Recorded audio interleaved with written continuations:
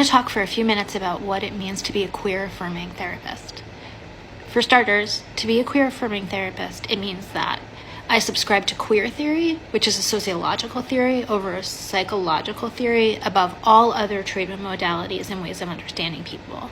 And by queer theory, I mean that somebody is who they say they are, and that oftentimes that person's identity and the complexity of it falls outside the norms of cis-heterosexual normativity.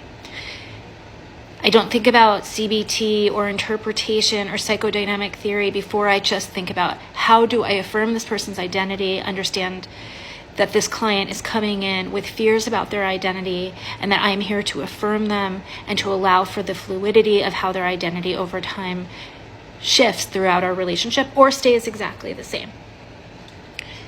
The other thing about being a queer affirming therapist is that I have to deconstruct all the theories that have been given to me. One of the major ones that has been given to me is you're not allowed to self-disclose.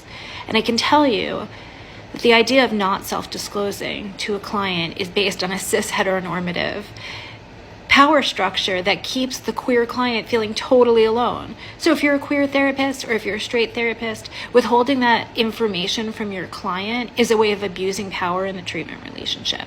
And for the most part, not self-disclosing in general is kind of a power play too. There are things that are worth keeping from your clients because they're works in progress that your client does not need to know about. But having a client have the experience of feeling like they know you and they're safely known because they know you, because it's really hard to feel like a one-sided relationship with somebody is a way that you're going to get better. It's a fundamental part of deconstructing the entire frame of how the therapy works. And the other way in which I would say that I'm a queer affirming therapist is that I have to think about the character of the people who developed every theory that I've been handed. So for example, if it's CBT, I'm thinking about Aaron Beck. I'm thinking about this white guy who is in a patrilineal way has passed down this way of thinking and being and handed it to communities that are largely oppressed and told them how to think and be different.